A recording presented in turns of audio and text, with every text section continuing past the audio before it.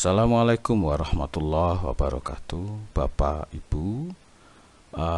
Setelah kemarin saya memberikan tutorial bagaimana cara kita memberikan tugas melalui kuis yang ada di Teams, maka tiba saatnya kita akan mengoreksi dan sekaligus memperoleh analisanya untuk keperluan perbaikan, untuk keperluan revisi soal dan sebagainya. Oke, Bapak Ibu bisa perhatikan di monitor di layar bahwa tampilan Teams yang saya buka adalah menggunakan web ya, alamat web seperti ini. Bukan menggunakan aplikasi. Nah, kita mulai dari sini sekarang. Kita klik ini. Contoh kita kelas yang kita pakai untuk workshop kemarin. Nah, setelah itu ada tampilan seperti ini.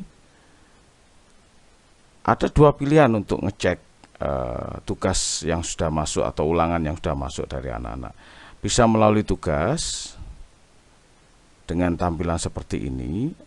Di sini akan ada kesulitan manakala Bapak Ibu dalam memberikan nama pada tugas itu tidak disertakan mapelnya seperti ini. UH1 mapel apa kan belum jelas nggih Bapak Ibu. Ini sudah ada mapelnya, ini sudah ada mapelnya, sedangkan yang ini kita bingung. Nah, untuk mengatasi kebingungan itu kita bukanya melalui saluran saja.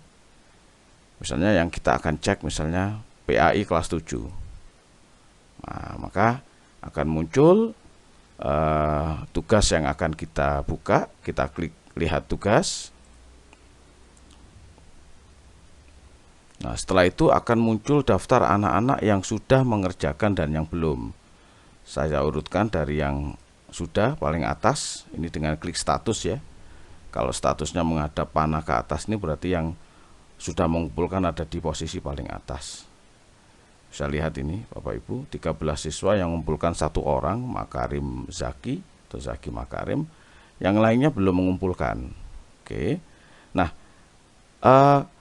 pemberian tugas melalui kuis itu sangat memungkinkan kita untuk mendapatkan langsung nilainya seperti yang bisa dilihat di sini Bapak Ibu. Beda dengan pemberian tugas melalui tugas kan, seperti Bapak Ibu ketahui bersama. Saya mundur ke belakang dulu. Tugas. Oke. Nah, kembali pemberian tugas ini buat ya, kita kan disodori ya tugas kuis dari yang sudah ada. Nah, kita kemarin tuh menggunakannya melalui kuis, bukan melalui tugas ini begitu. Kalau melalui yang ini kita harus memberikan nilai satu persatu, tapi kalau melalui kuis kita akan mendapatkan tugas sesuai dengan settingan poin yang sudah kita atur sebelumnya begitu. Kembali ke sini Bapak Ibu. Oke. Kita taruh yang sudah mengumpulkan di atas. Nah, sekarang pertanyaannya, kalau sudah muncul namanya seperti ini, apa yang kita lakukan? Bapak Ibu, kalau kita langsung melihat hasil ringkasan, maka tampilannya seperti ini. Kita akan diarahkan ke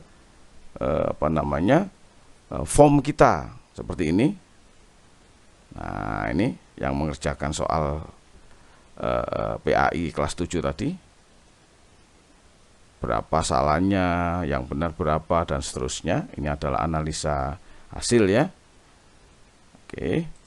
Tapi kalau kita ingin mendapatkan bentuk nilainya dalam bentuk Excel, maka langkah kita adalah silakan dicentang salah satu siswa yang sudah mengerjakan. Kalau semua mengerjakan, kita centang yang ini. Sekali lagi, kalau semuanya sudah mengerjakan dan mengumpulkan, kita centang yang seperti ini, kita klik kembali. Tapi karena yang muncul ini hanya satu orang, maklum ya, ini simulasi, maka kita centang yang ada saja. Kita klik, kemudian kita klik kembalikan. Baik Bapak Ibu, kita lihat bahwa Zaki sudah tidak ada, artinya dia sudah mengumpulkan, dan kita klik kembali. Setelah itu kita menuju ke 3 titik yang ada di pojok kanan. 3 titik yang ada di pojok kanan, Bapak Ibu bisa lihat. Oke, kita klik, maka akan muncul penawaran open, membuka. Kita klik export ke Excel, ada penawaran open dan save as, menyimpan. Kita pilih open saja Bapak Ibu. Nah, setelah itu akan muncul di Excel kita tampilan seperti ini. Nah, Bapak Ibu jangan panik kalau bentuknya semrawut begini. Cara mengatasinya mudah ya. Panjenengan tinggal klik A, ini di kolom A ini.